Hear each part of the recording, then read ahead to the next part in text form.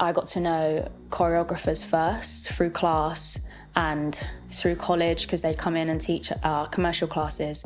And then when they would then get a job through their agent, they would recommend me to be on that. And that's kind of how every one of my connections with my agents happened, apart from one, which was an audition. Welcome to Studio Sessions, a video series for creative performers. Each week we go behind the scenes on the shoots and sit down with guests to discuss their careers, the creative industry, and share the lessons they've learned along the way. Cool, welcome to the show. Hello, thank you.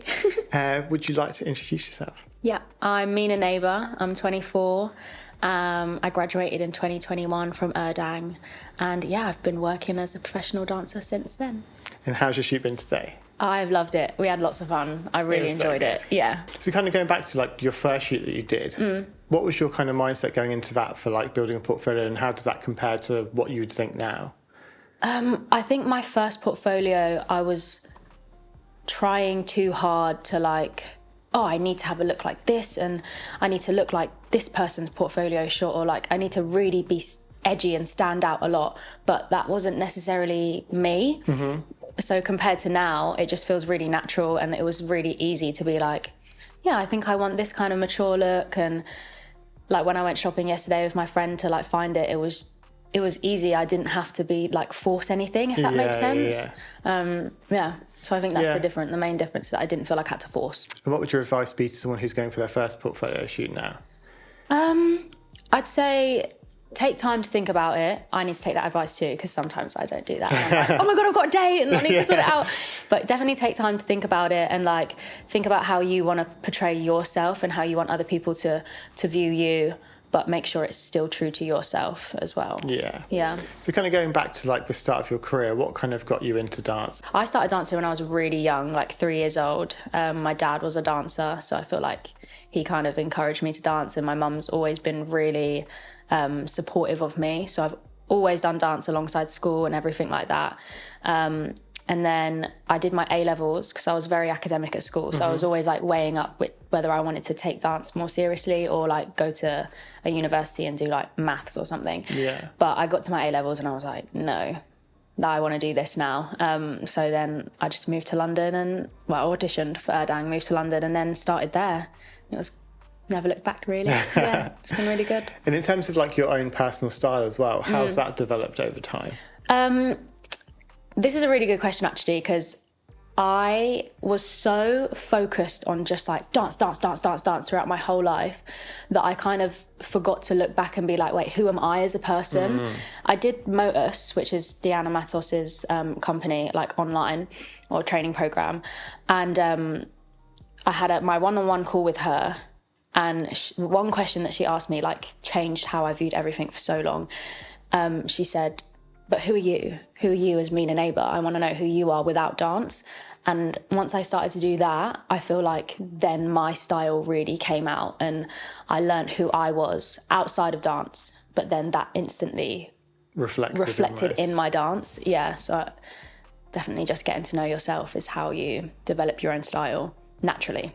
And like talking about style, let's go to our first look from today. What was that and why did you bring that? So I wanted to do a more mature look, quite natural as well, not a lot of makeup or anything. And it was actually my friend Darcy, and she was like, why don't you try like a baggy suit kind of vibe? And I was like, yeah, okay. Went out with my friend Alex yesterday, who's helped me style everything, and we found this suit, the maroon suit, which I love. I love burgundy and everything at the moment. And then he just found this belt and was like, why don't you put that around your chest as well? So it added like just a tiny detail of something a little bit different. So it's not so just like, oh, a baggy suit, you know? It's that little bit that made the elevation just like work. Yeah. And also the colour tone on that was just so perfect. Yeah. It was like, almost like it was meant to be. Yeah.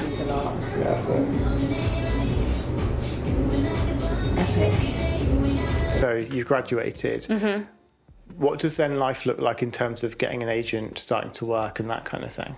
So my personal experience was I got to know choreographers first through class and through college, because they'd come in and teach our commercial classes. And then when they would then get a job through their agent, they would recommend me to be on that. And that's kind of how every one of my connections with my agents happened, apart from one, which was an audition. Yeah. So yeah, that's my personal experience, and that's what I'd kind of give advice to anyone else is like, get to know the choreographers, but in an authentic way. Don't be like trying to get close to them because you think that it's a transactional relationship. Like, everyone that I've kind of got close to, I do genuinely believe that they've been like a good mentor to me, and like I could go to them at any point now and still be like, hey, I really need your help or advice on something. I think that like everyone has the idea of networking in terms of like you go to meet people to get something out of them, whereas I think as soon as you flip it and you go to meet people to become friends with people, and then if stuff comes out of that, great. It's almost like we were talking about before with like the manifestation kind of focusing on things. If you just focus on trying to make them like you, people are going to see through that as well. Whereas like in anything creative, I think the people you work with are everything. And if you can work with people who you get on with and you relate to, when it comes to booking a job, who are they going to think of first? Like, sure, they're going to think of people that they like. Of course. So moving on to the second look now, what was that and what made you bring that? So that was the one where I was like, oh, this is a bit risky, I'm not sure.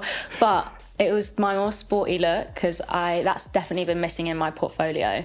But I didn't want to do just like a gym two-piece or anything like that. So I just went out the box and was like, yeah, let's be a tennis player.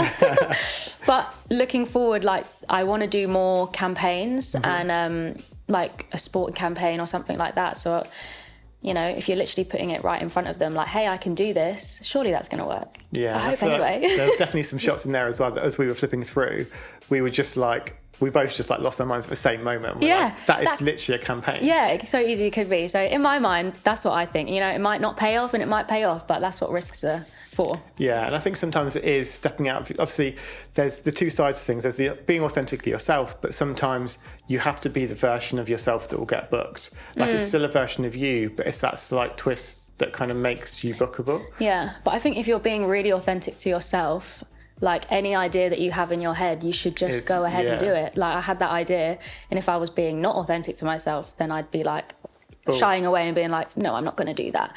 But I was like, yeah, let's just go for it. Why not? And I'm so comfortable with you as well, because I was on many shoots, so I did feel like in a safe place to just be like, let's try it. And if it doesn't work, it doesn't work. Yeah. But, I think that is always the fun part about shooting with people multiple times, is because, as we were talking about before in terms of relationships, like, they grow over time, and like the more comfortable you get with people, the more you kind of trust people, the more you can be yourself as well. Because I think a lot of times you walk into a room, feel nervous, you feel afraid to be who you are, because if you're too honestly yourself, you're scared of that rejection there.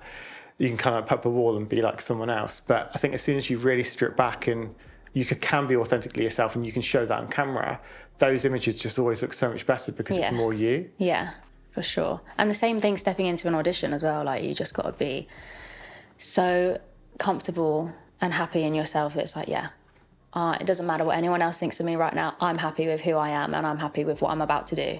So nothing else should matter. And how do you prepare for auditions?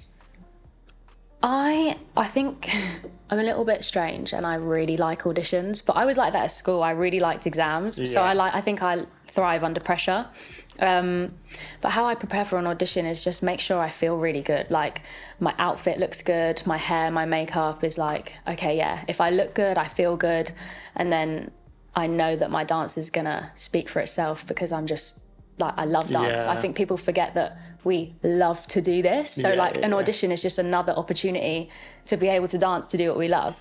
So I think people overthink auditions. Yeah, and when you're in the room... They're scary, though. Yeah.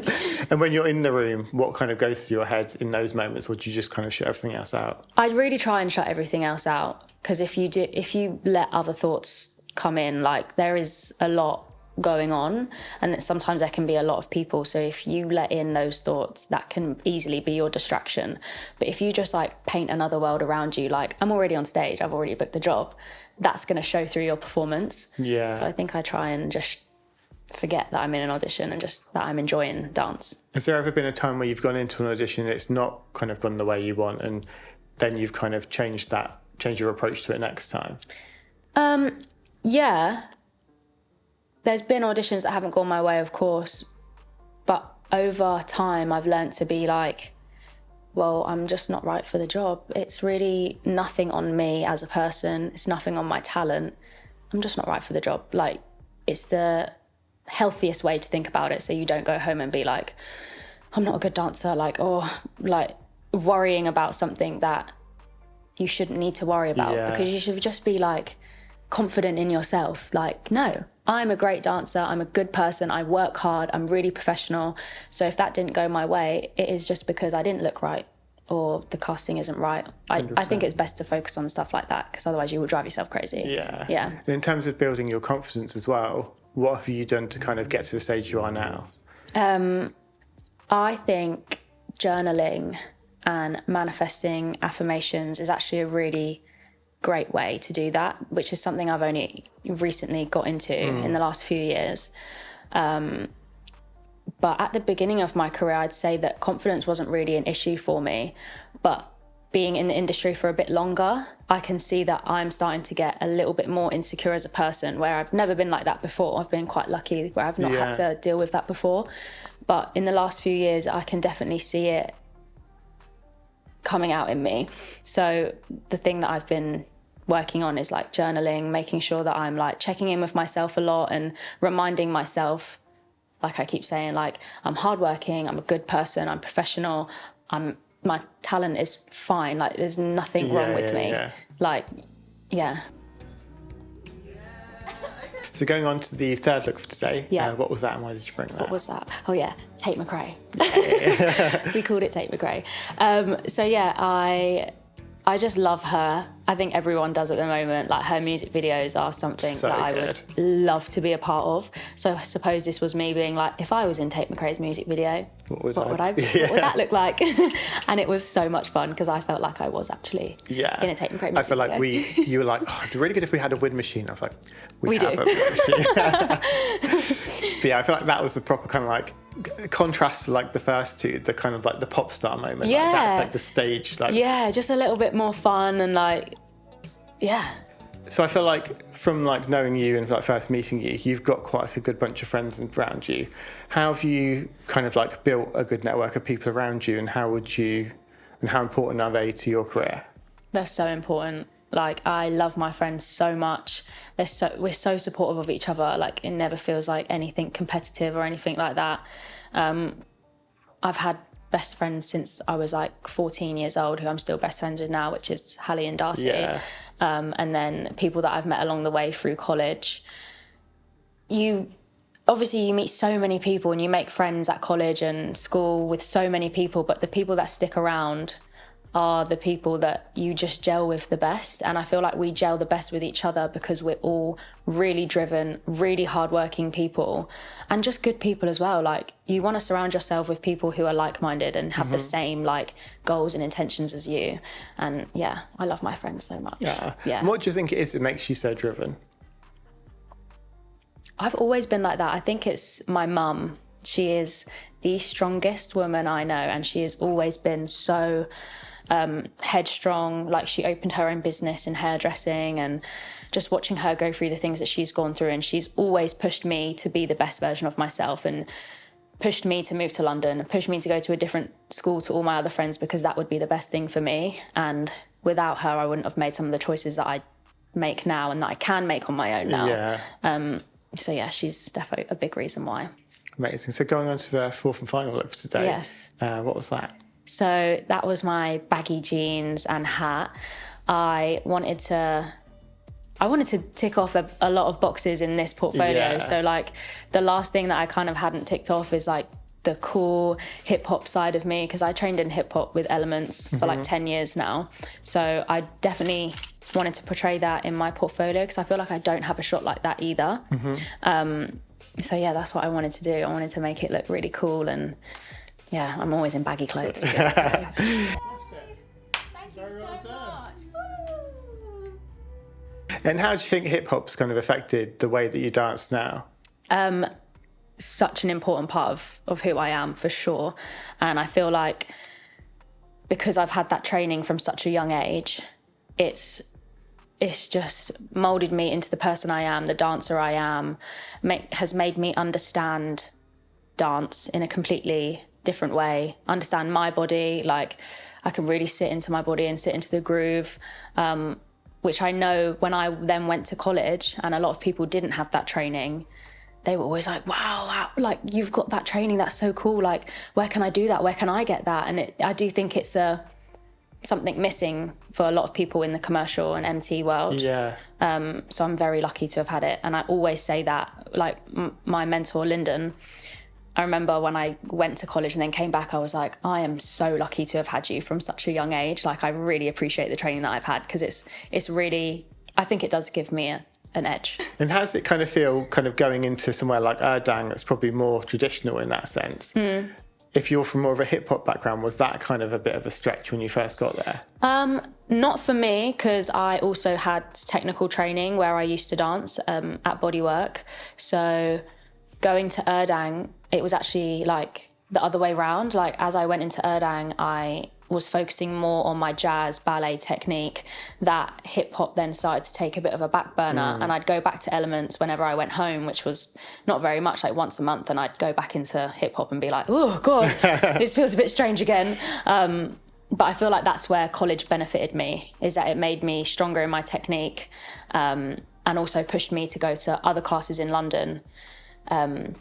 So yeah, that's where it balanced me out a bit. And then, like, since graduating and like now you get to choose what you do every day. Yeah. How do you decide what classes to go to? How do you decide what to improve on and that kind of thing? It's definitely changed a lot for me over the last few years. When I was at college, I used to take any class, every class, not really knowing why I was taking class. I would just do it because I thought, yes, I've got to train until 10 o'clock every night and then wake up at whatever time in the morning and go to ballet. Probably not the best thing. But now it is definitely, it's two sides. It's either, what do I need right now? What haven't I done in a while? Let's go do that. Let's push myself out of my comfort zone. But also, from working a lot, it's nice to come back to class and just take a class that I love and I just want to enjoy, rather than it being like, must train, you know? So two different things for me. Since graduating, you've done a lot. What kind of are the biggest jobs that you've done, and what are you kind of most proud of? I'm really proud of everything. Like, little Mina would be like, wow, oh my God. But the things that I'm so happy that I've managed to tick off is Robbie Williams and Kylie Minogue, because my mum loves them as artists. So I remember when I told her for the first time, and she was like, oh my God, that's so cool. So that was a really cool moment to be able to tick that off. And also this summer, being able to tick off America was something that I did not think was going to happen this year. Like, before this year, I'd never been to America. Yeah. And then earlier in the year, I went to LA for the first time to train. And then by summer, I'd done jobs in America. Like, it's been amazing. Yeah, that's what I'm proud of. And how would you like to see your career going forward? Manifesting for the future, a tour, for sure. I'd love to really do that. Also just manifesting like a sustainable career where people want me in the room for me, and like a job comes up and I'll be like the first person they think of. Like, that would be amazing. Like, I want to be a reliable, trustworthy dancer that other people also look up to, because that was such a big thing for me when I was younger. I remember looking up to like Camilla, Lisa, Deanna, and being like, wow, they are the type of people, dancers that I want to be. So I want to be that for someone else too. Bro, love that. Thanks. Thank you for coming on. Thank you for having me. Yeah, I've loved it. Smashed it. Yay. Thank you so much for watching. If you liked this episode, please share it. If you want to see more of these, click subscribe. And if you've got any questions or anything you want to ask, just drop them in the comments below. See you in the next session.